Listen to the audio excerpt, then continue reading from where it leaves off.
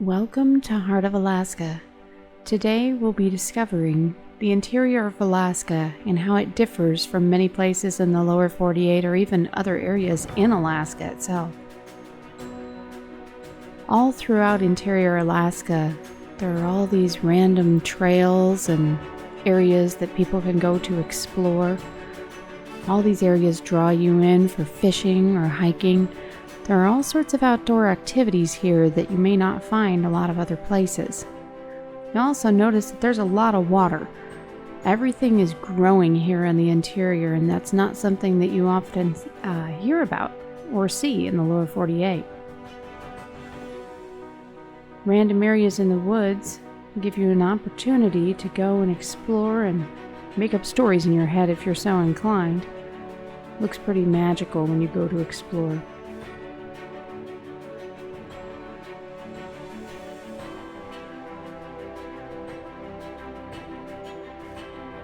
The rivers up here are also very different than a lot of the rivers in the lower 48. They're very large and they're very wide. This particular river is the Tanana River, and it runs through the interior Alaska. It runs at such a rate that we have to have a flood control project up here just in case it ever does decide to flood. It would probably take out the entire city of Fairbanks and North Pole and, well, any other small surrounding towns as well. As you can see, it's huge, but not only that, it's glacial water. It comes down from the glaciers, so it's silty and you can't even see through it, but people still canoe it and kayak it and take a lot of different boats out on it. There's a lot of fish out in this water as well. It's absolutely fantastic.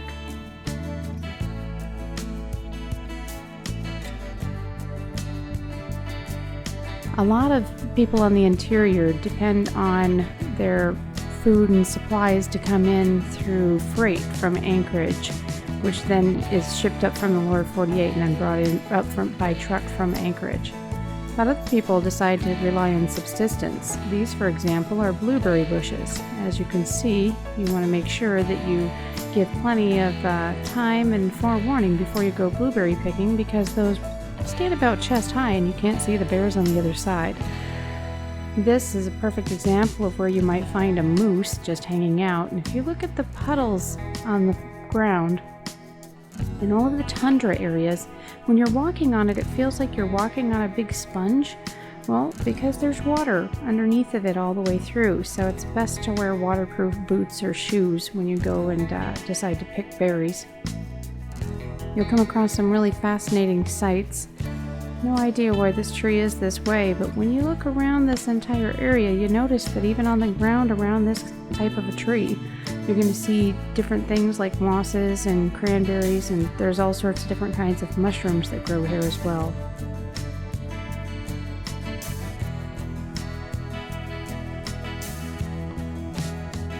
Now, there's a lot of things that are similar to the lower 48. So we still have storms. Plenty of storm clouds come through here. Doesn't necessarily mean that we get as much hail, not as much thunderstorm activity, but we still do get our fair share of rain.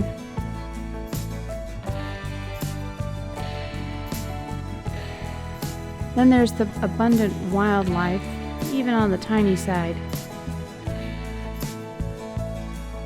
A lot of butterflies come up here. And then there's only one amphibian that winters over. Wonder if you can even see him in this shot here. Then there are all the flowers. The flowers are everywhere. It's the most amazing thing, and you would never expect to actually see something like that up here. I know I had forgotten. I had been away for several years and came back, and I had forgotten just how many flowers there are. They're all over the place.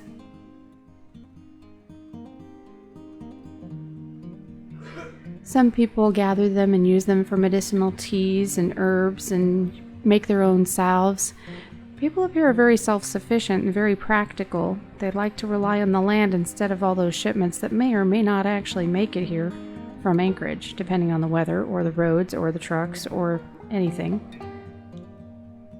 There's a major abundance of berries up here as well. Now, one of the big things you want to learn if you decide to go berry picking is what you actually can safely eat or not. You don't want to be caught on the wrong side of a baneberry, but at the same time, if you catch these cranberries, you're in really good company. Same thing with mushrooms. As I mentioned earlier, that's something that a lot of people harvest. This one in particular, you probably wouldn't want to. But then there are others that are absolutely good eating, but again, very deadly if you don't know quite what you're doing. Another fishing spot. There are plenty of those up here.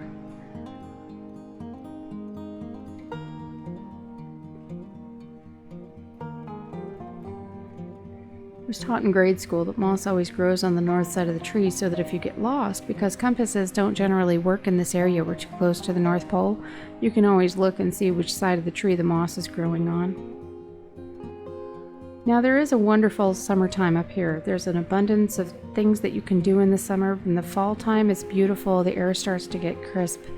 But one of the things that really bothers people about the summertime is that there is no darkness.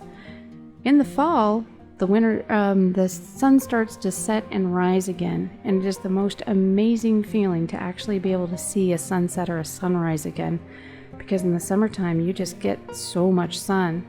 And then by the time the dead of winter comes, this was about noon on a weekday, about the time that the dead of winter comes, you don't get all that much sunlight, so you take advantage of whatever light that you have to get outside. You can't just stay inside all the time or you'll go crazy. But when you do get outside, whether it's summer or winter, the views just go on and on forever. Hope you can visit sometime soon.